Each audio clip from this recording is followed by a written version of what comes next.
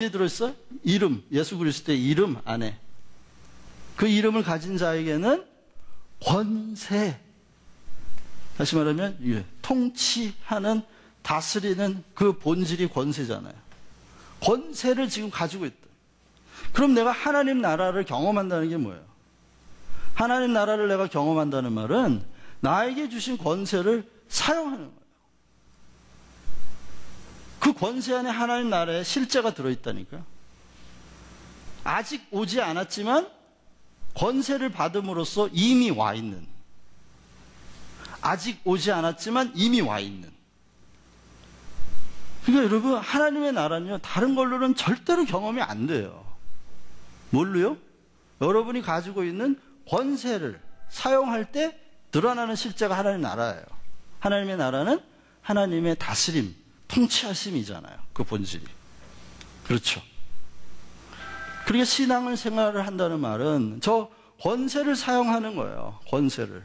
혼돈과 무질서와 아픔과 고통이, 악이 밀려 들어올 때 우리가 먼저 생각해야 돼. 우리가 어디에 있나?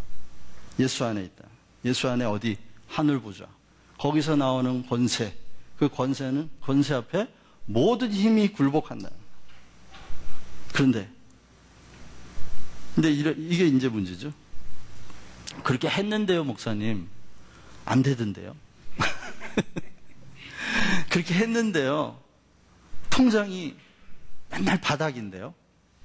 돈이 순종을 안 하네요.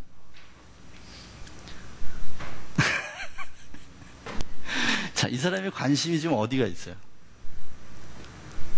땅에 가 있어, 땅에. 현실적인 빵을 얻는데 그 권세를 지금 사용하려고 그래요. 그런데 하나님의 나라는 먹고 마시는 것이 아니요. 성령 안에서의 의와 평강과 희락이니라. 자, 한번 보세요. 예수님이 그래서 광야에서, 이제 광야 얘기를 하고 마칠게요.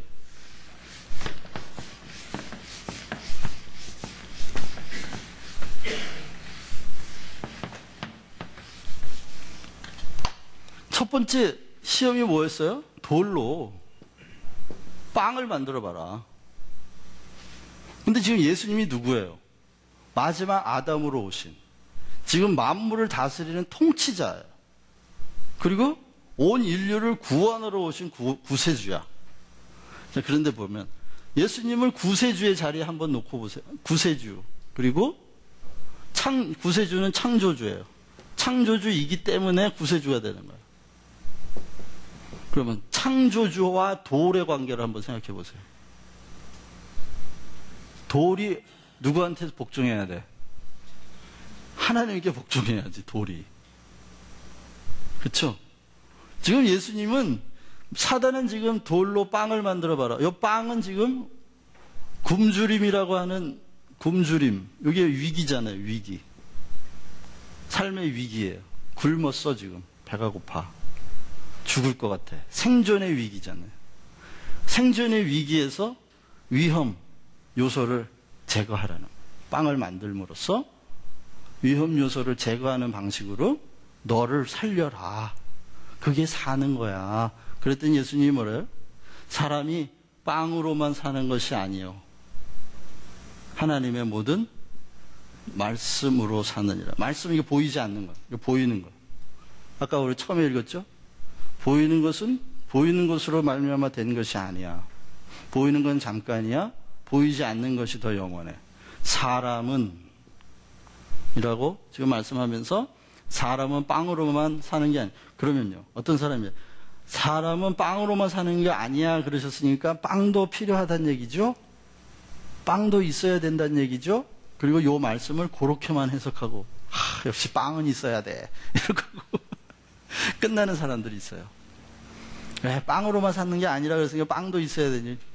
그래서 어떻게 해요? 계속 이 사람은 하나님의 말씀을 이용해서 사단의 방식으로 삶을 살아요. 그게 그 다음 유혹인데. 하나님의 말씀을 이용해서 계속 사단이 주는 방식으로 삶을 산다고요. 그러나 예수님은 지금 그게 아니라는 거예요. 내가 지금 세상에 온 게 돌을 창조주에게 복종시키러 왔어, 이 바보야. 돌로 빵을 만들어서 내 삶의 위기를 벗어나려고 온 게 아니라 네가 말하는 그 돌을 하나님한테, 다시 말하면 만물을 하나님한테 복종시키려고 온 사람이야. 왜? 그분이 말씀으로 천지를 창조하셨거든. 하나님이 말씀으로 천지를 창조하셨거든. 그래서 나는 지금 모든 만물의 순종과 복종의 질서를 회복하러 왔다는 거예요. 그게 예수님이 부딪힌 현실이라. 보이지 않는 것이 보이는 것보다 더 절박한 현실이었다는 거예요. 왜? 예수님이 집중하고 있는 게 지금 뭐예요? 하나님의 나라. 하나님의 나라. 하나님의 나라가 오는 걸 학수고대하고 기다리고 계십니다. 그분이 오신 게 하나님의 나라를 가지고 오셨고, 그 나라가 이 땅에 종말론적으로 임하기를 원하시는 마음으로 가득 차 있다. 만물이 하나님께 복종한, 다시 말하면 거꾸로 얘기하면 하나님의 통치가 만물을 다시 다스리는 세상.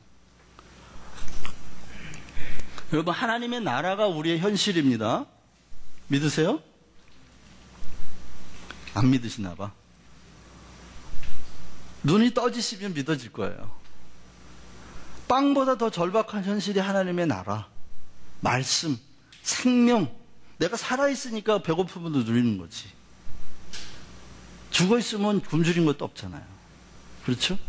그래서 더 근본적인 거, 보이지 않는 것이 더 실체이고, 보이지 않는 생명이 더 실체라고 하는 것에 대한 절박함이 위기가 없으면 나올까요? 안 나올까요? 안 나오죠. 삶의 위기가 없는 사람, 배부르고 안전하고 절대로 안 나와요. 그러니까 사람들은 어떻게 해요? 이 위기에서 벗어나기 위하여 돈을 추구하는 거예요. 왜? 돈은 다 주거든요. 굶주림 없어요. 돈 안전해요. 안전을 줘요. 만족을 줘요. 돈 소속감을 줘요. 돈만 있으면 막 우리 와서 회장 되게 해달, 회장 좀 해주세요. 소속감을 저절로 줘요. 그러니까 삶의 위기에서 벗어나는 가장 쉬운 방법이 돈이야. 여기에서, 이 위기에서 돈을 택하는 게 결국 사단의 방식이에요. 야, 돈만 있으면 안전해. 돈만 있으면 위기에서 벗어날 수 있어. 그러니 예수님이 돈과 하나님의 자리를 높여 놓으셨죠? 여러분, 난 돈 싫어해요. 교만한 말이죠. 여러분, 돈이 가져다 주는 그 만족, 돈이 경험시키는 안전감의 안전, 시큐리티, 세구란사. 돈이 가져다 주는, 저는요, 식당에 가서 맛있는 거 먹을 때마다 그런 생각을 해요. 정말 맛있다. 매일 먹었으면 좋겠다. 매일 먹으려면 돈이 있어야 돼, 돈이. 그러니까 사람들이 돈을 벌려 하는구나. 그 맛이, 요만한 조각, 몇 조각 나오는데, 그게 뭐 100캐알 막 이런 거 한 번씩 먹으면요. 진짜 맛있네. 이런 거 맨날 먹는 사람 좋겠다. 왜 사람들이 돈을 벌려고 그러는지 알겠네. 그 만족, 그 물질이 가져다 주는 만족은요, 하나님에 앞서요. 제가 볼 때는. 현재에서는. 하나님이 주시는 만족감보다 물질을 통해 우리 몸이 느끼는 그 만족감은 굉장한 거예요. 이거 우습게 보면 안 돼요. 저는 뭐 돈 싫어요. 아니요. 돈은 싫은데 자동차는 좋지. 좋은 차 타는 거. 그게 그 말이거든, 사실은. 그 좋은 차 앉아서 탁 몰고 가는 그 기분이요. 그냥 날아갈 것 같아. 그냥 이 차가 그냥 하늘로 막 나는 것 같아. 물질이 가져다 주는 그 만족감, 물질이 가져다 주는 그 안전감이라는 건 엄청난 거예요. 그렇기 때문에 주님이 돈과 하나님을 겸하여 섬길 수 없다. 저는요, 가끔 그런 걸 느끼는데, 미국의 고급 백화점 안에 쫙 들어가는 순간에 그 바짝바짝한 명품들이 쫙 걸려있는 그런 데를 들어갈 때마다, 이 물질의 총화, 모든 물질의 최고급품들이 모여있는 그것을 이렇게 쫙 걸어 들어가는 그 기분이라는 게요, 거기다 또 주머니 한 1,000불 딱 넣고 뭐 하나 딱 살 생각을 하고 들어가 보세요. 구름 위를 걷는 것 같아요. 여러분, 돈이 가져다 주는 그 영화로움, 그 영광과 기분이라는 건요, 이게 쉽게 거절할 수 있는 게 아니에요. 왜 주님이 부자가 천국 들어가기가 힘들다고 그러냐면, 그 부자들이 그런 만족, 그런 안전, 그런 소속감을 경험한 사람들, 이게 포기하기가 쉬운 일이 아니에요, 여러분. 쉬운 일이 아니에요. 그걸 가지고 있는데도 나의 현실은 말씀이야, 이렇게 말할 수 있는 믿음이 있다면 정말 그 대단한 믿음이에요, 그게. 그러니 우리 삶이, 우리의 삶의 자리가 위기라고 하는 게 이게 얼마나 감사한지 몰라요. 어떤 분은 어저께 이야기하는데 이런 얘기를 하더라고요. 목사님, 저는 기도를 깊이 하고 싶은데 기도를 깊이 안 돼요. 그래요? 기도를 하면 어떠신데요? 그랬더니 기도를 하면요, 그렇게 마음이 불안하고요, 기도를 하면요, 그렇게 불쌍한 사람만 생각나고요, 좀 이렇게 기도 깊이 들어가지고 평안한 호수에 있는 뭐 그런 마음을 좀 경험하고 좀 왔으면 좋겠는데, 그래서 제가 그랬어요. 기도를 제대로 하고 계시네요. 그게 깊은 기도를 하시는 거예요. 기도에는 두 가지가 있는데, 하나는 메디테이션 방식의 기도가 있어요. 그거는 마음을 비우는 기도예요. 마음을 비우고 나면 7 귀신이 들어와요. 그게 이제 그게 이방인들이 하는 기도예요. 기독교적인 기도는 마음을 비우는 게 아니라 마음을 채워요. 무엇으로?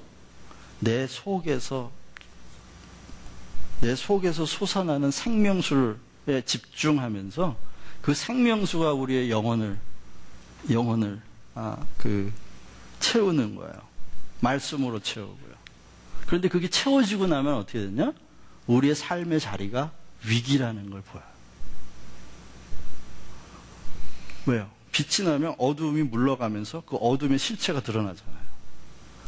다시 말해, 깊이 기도 속에 들어가면 그 빛이, 내 영을 따라 빛이 따라오면서 우리 자아의 가장 깊은 곳에 탐욕과 분노가 도사리고 있다는 걸 보여요.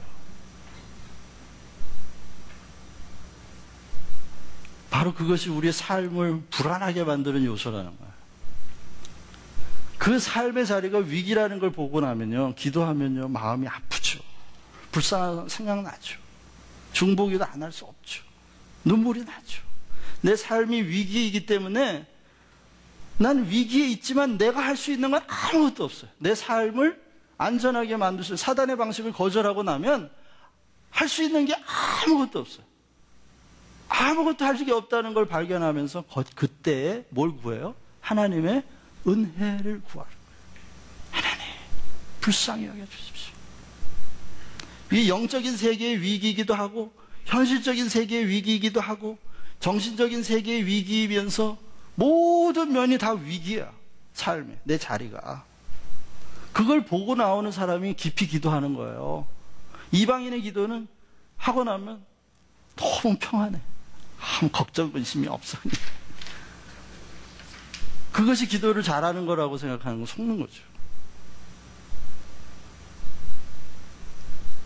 그러니까 여러분 삶에 위기가 있고 힘겨움이 있다는 걸 감사하세요. 거기서 하나님의 은혜를 하나님의 은혜가 없으면 못 삽니다 하는 고백이 저절로 나온다면 진짜 감사해야 돼. 그게 성령 충만한 거니까. 두 번째 유혹은 뭐였냐면, 네가 그래? 말씀으로 그렇게 살아? 그러면 한번 높은 데서 뛰어내려봐. 내가 시편을 읽어보니까 92편에 그 발이 돌에 부딪지 않는다더라? 한번 뛰어내려봐. 네 발이 돌에 부딪지 않는지 한번 보자. 이게 무슨 말이에요? 하나님의 말씀대로 산다 그랬더니 말씀 가지고 지금 시험하는 거예요.